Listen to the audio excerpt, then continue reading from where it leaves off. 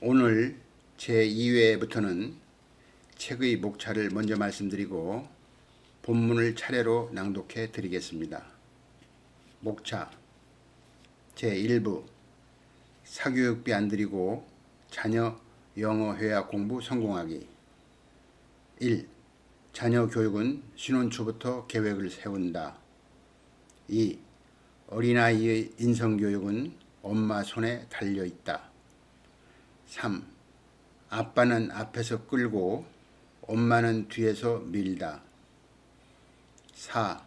앞서가는 영어 공부는 영어 회화의 지름길이다. 5. 자녀 모두에게 노력하라. 그러면 꿈이 이루어진다. 6. 영어 회화 잘한다고 뽐내지 말라. 학교 공부 다른 과목도 중요하다. 7. 가정 환경이 바뀌었지만 영어 공부는 계속한다. 8.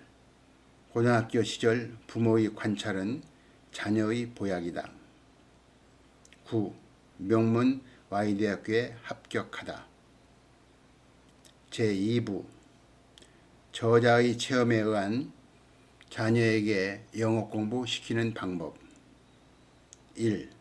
영어 공부 시작 전까지의 생활을 간추려 보다. 2. 영어 공부의 최고 좋은 학습 교재는 중학교 영어 교과서이다. 3. 카드를 만들어 알파벳 익히며 영어에 접근하다. 4. 영어란 이런 것. 발음 기호를 먼저 배우다. 5. 영어 공부에 흥미를 갖도록 상금을 주다. 6. 중1 영어 교과서를 쉽게 마스터하다. 7. 중2 영어 교과서도 거뜬히 마스터하다. 8.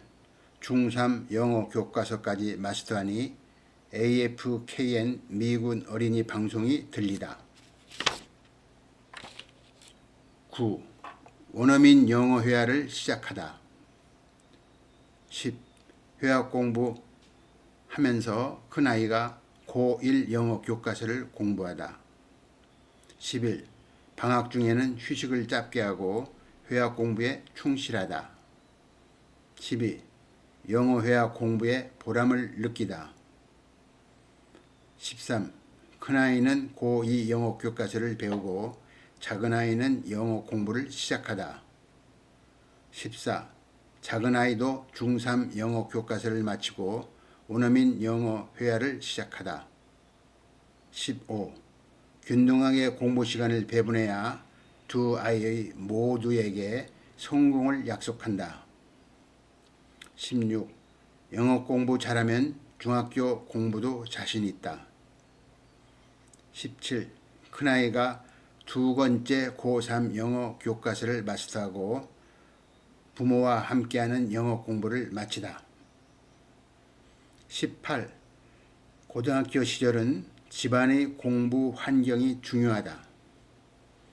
19. 수능 영어 시험 만점 받고 Y대학교에 합격하다. 20. 작은아이도 Y대학교에 합격하다. 21. 두 아이에게 대학생활 이야기를 듣다. 제3부 자녀의 교육과 저자의 생각들. 1. 3년 고개의 교훈에서 보는 영어 공부의 새로운 방법. 2. 사임당 신씨 부부를 생각해 보며. 3. 사교육비와 노후 생활 그리고 직장 엄마를 생각해 보다. 4. 지나친 과대 광고에 현혹되지 말고 조기 유학 한 번 더 생각을. 5. 수요 공급의 원리와 저소득층의 자녀에 대한 영어 회화 교육의 확대에 관하여 생각해 보다. 6. 자녀의 장래, 본인의 소질과 희망을 존중해 주시길 바라며. 제4부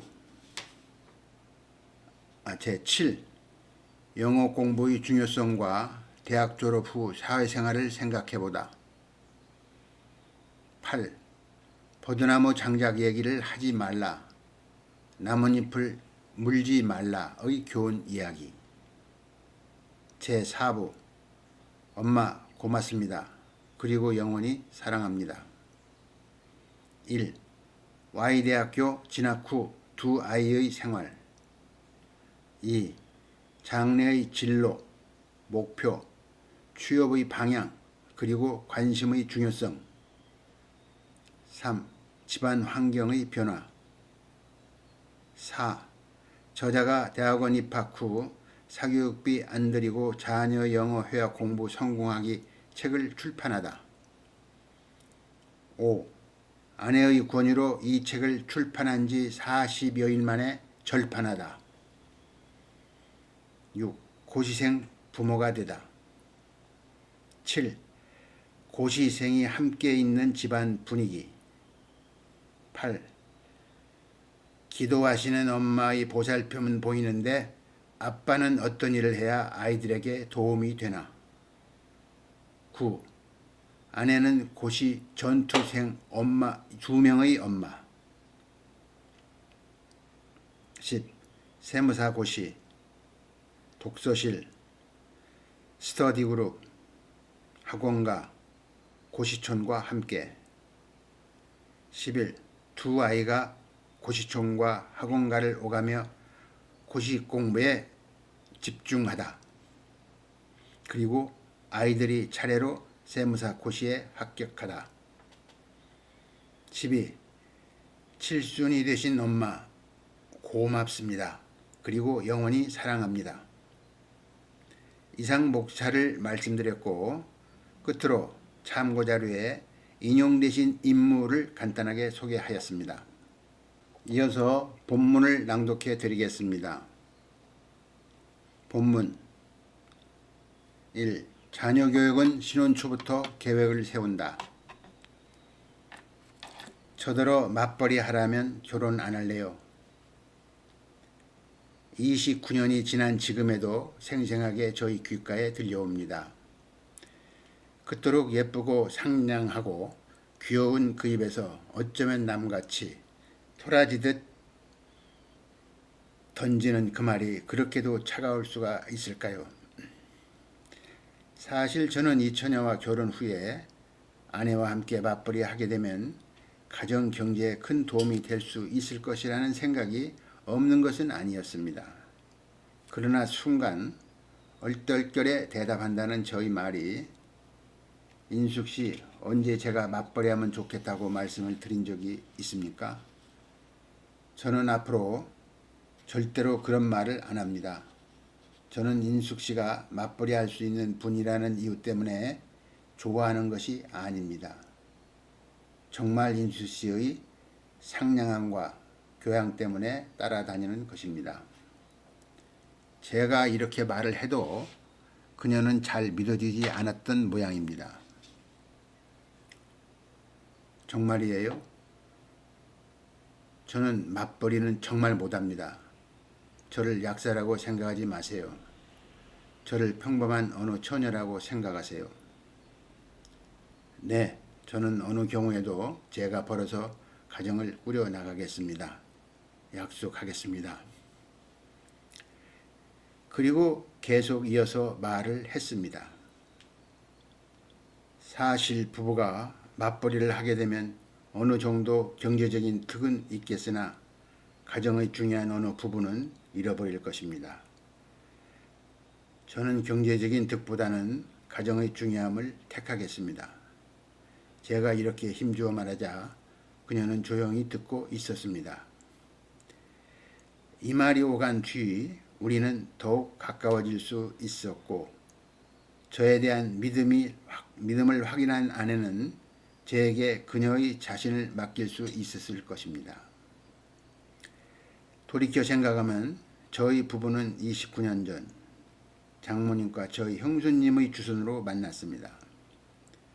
그분들의 도움으로 처음 선을 보았을 때 저는 공무원이었습니다. 그러나 그녀는 약사라는 보호증서가 있었고 모습이나 품행이 깔끔하여 누가 보아도 저에게는 과분해 보였습니다. 첫 만남에서부터 그녀는 애교 있고 상냥하였지만 도도한 편이었고 소신 있는 당당한 태도는 항상 교양 있는 행동으로 마무리 지었습니다. 그리고 상대의 허를 찌를 듯한 개성 있는 언행이 언뜻 교만하게까지 보였습니다만 저는 튀었고 맑은 순박한 이 꿈 많은 처녀의 그런 점이 좋았습니다. 그리고 결코 그녀를 위하는 것이라면 어떠한 어려움도 헤쳐나갈 수 있는 용기가 생겼습니다. 처음 만나 3개월 정도가 지난 후에 저는 이 처녀에게 인천 월미도 해안가에서 결혼을 정하였고 이때 결혼 조건이 또 하나 더 추가되었습니다. 결혼식은 반드시 교회에서 하는 약속이었습니다. 저는 이때까지 종교를 갖지 않았기 때문에 교회에서 결혼식 하는 것은 전혀 생각 밖이었습니다. 그러나 결혼하고 싶은 마음에 이 두 가지 약속을 기꺼이 수락하였습니다. 이렇게 저희 아내는 저에게 절대로 맞벌이 하지 않는다는 약속과 교회에서 결혼식을 올리는 약속을 다짐받은 뒤에야 결혼을 승낙하였습니다. 그 뒤 곧바로 저희 부부는 약혼식에 이어 교회에서 결혼식을 올리고 결혼 생활을 시작하였습니다. 그리고 현대까지 저희 아내는 맞벌이에 대한 미련도 전혀 갖지 않았고 서로 이에 관하여 이야기는 한 번도 하지 않았습니다. 아내는 그저 보통 주부로서 평범한 봉급 생활자의 아내로서 우리 사이에 생긴 두 아이를 돌보며 교육에 전념하였습니다. 친척들 모임에 가면 간혹 윗동서께서 생활도 넉넉지 못한데 왜 아까운 면허증을 썩히느냐고 반문하며 좀 바범스럽다는 듯이 물었지만 저희 대답은 그저 한 가지 뿐이었습니다. 돈 좀 버는 것보다 엄마 손에 자라는 아이들 교육이 더 중요하지 않을까요? 지금은 당장 손해보는 듯 해도 부모 뜻대로 아이들이 잘 자라준다면 먼 훗날 그것이 훨씬 득이 될 것 같습니다. 지금부터 29년 전 당시 저희 이런 말은 어떤 소신이 있어서 말을 하였다기보다 경제적으로 어려운 중에도 아내와의 처음 약속을 지키려는 저희 절규에 가까운 대답이었습니다. 동기야 어쨌든 그 후에도 저희 부부는 맞벌이를 해보려는 주위의 어떠한 권유도 받아들이지 않았으며 아내는 자신의 경험과 투지와 정성을 두 아이를 위해 전념하였습니다. 사실 저는 어느 가정교사도 어느 학원 선생님도 자식들이 어머니보다 훌륭할 수 없다고 생각합니다. 제가 퇴근하면 항시 아내가 반갑게 미소를 지으며 손을 꼭 잡고 맞이하여 주었고 공부하고 있는 아이들이 함께 방에 있었으며 정성스레 차린 저녁 식사가 기다리고 있었습니다. 사랑이 가득 담긴 저녁 식사의 가족 모임은 생에 대한 감사와 보람을 느끼게 하고 아내의 가족 사랑이 행복이라는 것을 알게 해줍니다. 저에게 아내는 평강공주였습니다. 하지만 저는 속은 비어 있으면서 겉모양은 돌처럼 딱딱하게 굳어있는 멍게 같은 사람이었습니다. 게다가 저는 총각 시절 술을 잘 마시는 편이었고 담배도 잘 피는 편이었습니다. 그러한 습관을 고치라는 여러 번 반복되는 아내의 간곡한 권유로 신혼 초에 드디어 그 어렵다던 술과 담배를 끊게 되었습니다. 저의 마음이 바꾸기 시작한 것입니다. 이렇게 술을 먹지 않게 되자 친구와 어울려 늦게 집에 오는 습관도 결혼 후 없어졌습니다. 장가간 후로 인간 되냈다는 친구들이 조롱소리를 귓전에 내던지고 퇴근 시간이 되면 저를 기다리는 아내와 아이들을 생각하면서 곧바로 집으로 왔고 퇴근 시간 이후에는 어떠한 약속도 하지 않았습니다. 그리고 아내는 제가 공무원이라는 신분에 있는 사람인 만큼 이웃이나 주위의 모든 사람들에게 늘 겸손하게 행동을 조심하는 것 같았습니다. 여보, 당신 절대로 불행한 짓 하지 마세요. 우리가 살다가 경제적으로 너무 어려워지면 저도 나가서 돈을 벌죠. 정말 부정한 짓은 하지 마세요. 저를 실망시키는 행동도요. 어린 자식에게 모범이 되세요. 애들이 자라서도 우리 아빠가 정직하고 떳떳한 자랑스러운 아빠라는 소리를 듣도록 하세요. 어렵게 살아도 저는 좋아요. 지금 이 순간이 너무 행복해요. 그러면서 처녀 시절 어느 책에서 감명 깊게 읽었다는 이야기를 저에게 해 주었습니다. 이야기 내용은 이렇습니다. 동네 아주머니들이 여러 명 모였습니다. 그들은 어느 때나 다름없이 서로 자기 자랑을 하고 있었습니다. 한 여인이 말했습니다. 나는 며칠 전에 우리 남편이 고급 옷을 사주었어. 이 옷이 얼마인 줄 알아? 자그만치 100만 원이 넘는 옷이야. 어때? 예쁘지? 그러자 또 한 여인이 말을 이었습니다. 나는 우리 남편이 여행을 다녀오면서 사파이어 목걸이를 사오셨어. 이 광채가 어찌나 빛나는지 황홀해. 어때? 눈부시잖아? 또 이 여인에게 질세라 한 여인이 나서서 말했습니다. 나는 엊그제 남편과 함께 보석성에 가서 칠보 밧줄와 다이아 반지를 샀어.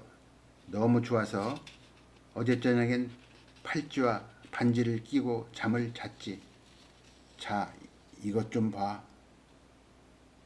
이렇게 반짝이니 최고의 보석이잖아. 어때? 아름답지? 이렇게 저마다 자신들이 보석을 자랑하였습니다. 서로 한참 동안 큰 소리로 웃고 뽐내고 나자 여인들은 아까부터 말 한마디 못하고 저만치 서 있는 한 여인을 보았습니다. 한 여인이 물었습니다. 아니, 아까부터 말 한마디 안 하고 계신데 아줌마는 뭐 좀 자랑할 거 하나도 없어요? 그러자 여인이 대답하였습니다. 있지요. 여인들은 눈이 휘둥그레졌습니다. 모습도 초라해 보이고 별로 자랑할 것도 없어 보이는데 여태껏 값비싼 보석을 가지고 수다를 떨며 떨던 자기들의 말 끝에 무슨 굉장한 보석이 있길래 우리 앞에서 보석이 있다고 할까? 궁금하기 짝이 없었습니다. 글쎄, 보석이 뭐예요? 우리에게 보여줄 수 있어요? 보여드리죠. 잠시 집에 가서 보석을 가져오겠습니다. 여인들은 더욱더 궁금했습니다. 얼마나 좋은 보석이 있길래 집에다가 숨겨두고 있을까? 여인들은 이 세상에 제일 좋은 보석을 이제 보는구나 하고 기다렸습니다. 곧바로 여인이 도착하였습니다. 여인의 양손에는 두 아이가 손을 꼭 붙잡고 있었습니다. 한 여인이 물었습니다. 그 귀한 보석을 좀 보여주세요. 여인이 대답하였습니다. 지금 보고 계시지 않습니까? 저희 보석은 이 두 아이입니다. 세상에 가장 아름답고 귀한 보석이지요. 그러면서 여인은 두 아이의 머리를 쓰다듬고 있었습니다. 여인들은 이 말을 듣는 순간 가슴이 뭉클함을 느꼈습니다. 그리고 자신들이 허황됨을 깨닫게 되었습니다. 저희 아내는 이런 이야기를 저에게 해 주었습니다. 그리고 말을 덧붙였습니다. 저도 우리 두 아이가 저에겐 가장 귀한 보석이에요. 이런 글을 읽고 나서 아내도 결혼 후 자식을 낳으면 자식들을 보석처럼 갈고 닦아 훌륭한 보석을 만들려고 마음을 가졌을런지도 모르겠습니다. 어쨌든 이 이야기를 듣는 순간 저는 아내의 말과 행동에 감동을 받았고 아내가 자신이 직업을 갖는 즐거움을 포기하고 엄마의 역할에 충실해 보려는 굳은 의지를 비로소 깨달을 수가 있었습니다. 그리고 아내가 저에게 지금까지 일관성 있게 누구에게도 부끄럽지 않고 성실하고 정직하게 살자고 말해온 내용이 무엇인지도 알 수 있을 것 같았습니다. 그날 저는 밤늦게 남아 잠자고 있는 아내를 바라보면서 홀로 많은 눈물을 흘렸습니다. 그리고 이 성스럽고 사랑스러운 아내의 꿈이 이루어질 수 있도록 내 일생을 바칠 각오를 했습니다. 요즘 같으면 지금 말씀드린 여인들이 보석 이외에 여인들이 자랑거리는 아파트, 골프 회원권, 승용차, 고급 가구, 골프채, 유명 핸드백, 고급 옷, 남편의 지위, 학벌, 땅, 성형수술, 주식 등 숱하게 많이 있을 것입니다. 그러나 저는 이런 것들이 그리 중요하다고 생각되지 않습니다. 살다 보면 여유가 조금 있어 이런 것들을 장만하면 없는 것보다는 있는 것이 더 나을 수도 있을 것입니다. 그러나 저는 이런 것들을 우리 삶의 중요한 우선순위로 차지하지는 않는다고 생각합니다. 아마도 가장 중요한 우선순위는 자식들의 미래일 것이라고 생각합니다. 저는 이 이야기가 오간 후 저희 두 아이가 커가는 모습과 장래 문제 그리고 교육 문제를 아내와 긴밀하게 상의하게 되었고 우리 부부의 실정에 맞는 새로운 아이디어를 생각해내며 아내의 생각과 행동을 적극적으로 도왔습니다. 그러는 과정에서 우리 부부는 서로를 이해하고 대화도 많아졌습니다. 이렇게 우리 부부가 대화를 하면서 마음을 합하고 서로를 격려하는 행동 하나하나가 곧 사랑이었고 이러한 일들은 아이들에게 있는 모습 그대로 전달되었습니다. 자식을 어떻게 교육할까? 장래 10년 후, 20년 후, 그리고 30년 후 어떤 모습으로 아이를 가꾸어 나갈까? 이것은 참으로 중요한 부모의 선택이며 부모가 어릴 때부터 어떻게 아이를 가꾸느냐에 따라 그 아이는 물론 부모들의 장래도 희비가 엇갈린다고 생각됩니다. 우리 속담에 3살 버릇 여든간다라는 말이 있습니다. 아주 쉬운 듯한 말이지만 무척 심사숙고해서 새겨 들어야 할 속담이라고 생각됩니다. 그리고 이 속담의 뜻은 적어도 자식들은 3살부터 부모님의 보이지 않는 노력이 필요하다는 뜻일 것입니다. 사실 3살에 어느 교육기관에 아이를 맡기겠습니까? 설령 맡긴다 한들 아이를 맡은 사람이 아무렴 부모와 같겠습니까? 아이를 위하여 부모님처럼 지성으로 돌보겠습니까? 이 글을 읽는 독자께서 남의 아이를 맡은 사람이라면 내 아이도 아닌데 과연 정성으로 아이를 위하여 혼신의 힘을 기울이겠습니까? 기대하기 어려울 것입니다. 바로 이런 마음을 저는 말씀드리고 싶습니다. 즉 어떤 선생님도 부모님보다는 못하다고 생각합니다. 물론 아이들이 자라서 새로운 학문에 접할 때라면 그때는 아이들이 부모님 밑에서 착하고 고운 인성을 갖춘 뒤 지식을 향하여 걸어가는 과정에 부모님보다는 각 분야의 실력을 갖춘 선생님들이 필요할 것입니다. 그러나 3살부터 10살 정도까지는 아이들에게 성격과 인성이 갖추어지는 나이이므로 부모님의 특별한 관심이 필요할 것입니다. 그리고 부모님들은 자신의 아이를 3살부터 10살 정도까지는 아이의 능력을 계속 관찰해가며 그 후에 내 아이들의 장래에 대하여 희망을 부모님께서 결정하시는 것이 좋다고 생각합니다. 만약에 그렇지 못한 부모님이 계시다면 아이들에 대한 부모님의 희망은 문자 그대로 희망사항에 지나지 않을 것이라고 생각합니다. 왜냐하면 부모님께서 아이들이 자라는 과정에서 계속해서 관찰하여 돌보지 않는 상태에서는 그 아이의 속내에 있는 성격, 인성, 관심, 소질 또는 지적 능력을 정확히 파악했다고 보기 어렵기 때문입니다. 만약에 이렇게 부모님께서 아이들에 대해 관심이 부족하시다면 내가 부모니까 아이에 대해서는 누구보다도 잘 안다고 자만하신다면 이것은 부모님께서 요즘 자라나는 아이들을 잘 이해하신 것이 아니고 오히려 어느 한쪽으로 치우치시는 편견을 갖고 계신 것이라고 생각합니다. 어쨌든 아이의 성장 과정에서 잘 자라느냐 그렇지 못하느냐 하는 것은 오로지 부모님의 애정 어린 관심과 손길에 달려있다고 보여집니다. 등산하다 보면 산에 멋지고 고운 고든 나무들이 많이 있습니다. 아니 이런 나무들이 아니더라도 다른 어떤 나무도 좋습니다.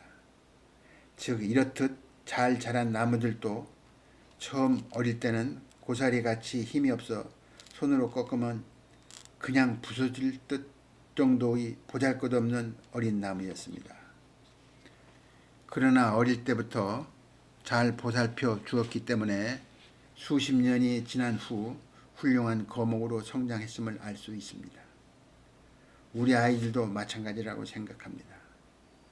즉 부모가 아이들을 어릴 때부터 어떻게 키워나가야 하느냐에 달려있다고 봅니다. 그래서 이런 점을 미리 알고 있는 저희 아내가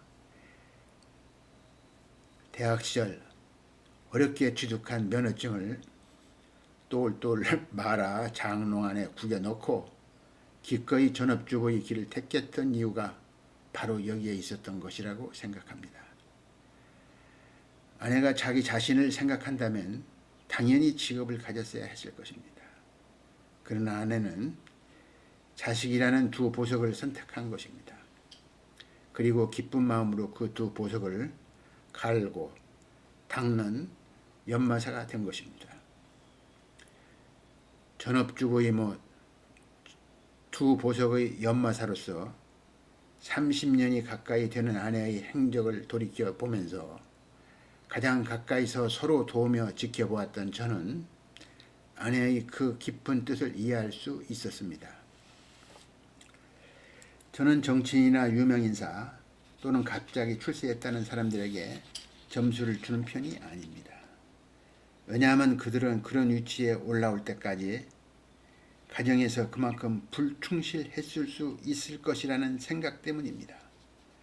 그리고 그런 사람들이 자신의 입지가 그렇게 될 수 있게까지는 보이지 않게 뒤에서 희생당하는 아내와 자식들을 생각해 보았기 때문입니다.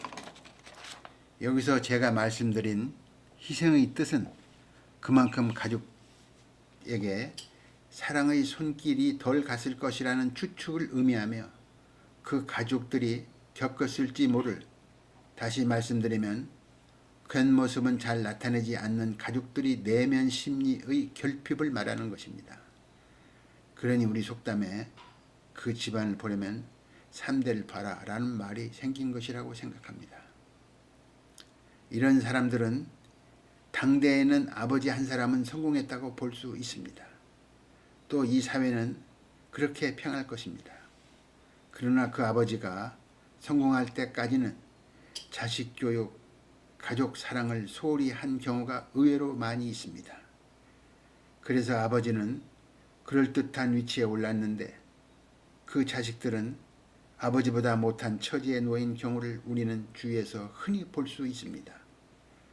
그런 분들에 대하여 집안의 사정을 알아보면 그런 분들은 자신의 입지 확보를 위해 자녀들에게 시간을 투자하지 못하고 자신을 위해서만 시간을 썼다든지 아빠는 바쁘다는 이유로 엄마에게 모든 자녀 교육을 떠맡겼다든지 공교육의 특성을 잘 알면서도 자식들의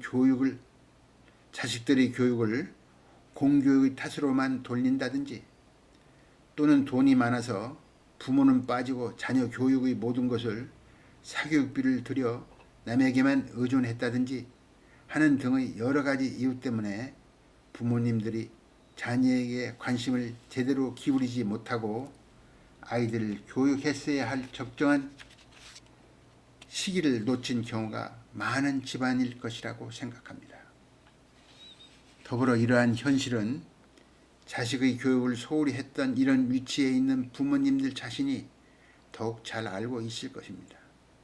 그리고 부모가 아이에게 관심을 소홀히 한 이런 위치에 있는 아이를 잘 살펴보면 아이들은 이미 많이 자라서 나름의 성격과 고집과 성품을 가지고 있습니다. 그뿐만 아니라 이런 아이들은 공부도 열심히 하지 않았고 부모님과 대화도 끊겨 있으며 자신의 장래에 대한 소신도 불투명한 채 방황하는 경우가 많습니다. 또 이미 나이가 들었으므로 부모들도 어떻게 해보기가 쉽지 않습니다. 또 한편 이런 상황을 뒤늦게 후회한들 이미 늦어 있고 해결책 또한 뾰족한 방법이 없습니다. 그래서 저는 아버지의 출세가 좀 더디다 해도 어릴 때 자녀 교육에 시간을 할애할 필요가 있지 않나 생각합니다. 저는 이런 점을 미리 알고 결혼 초에 아내의 조언에 따라 아이들의 교육에 신경을 쓰면서 특히 영어 교육과 대화 시간을 투자하기 시작했습니다. 그 결과 지금 두 아이는 최고의 명문 Y대학교에 다닐 수 있게 되었고 아이들이 다 성장하였는데도 자유롭게 부모와 의견을 나누고 자기 자신의 장래 진로에 나름대로 결정하고 노력하고 있음을 볼 수 있습니다.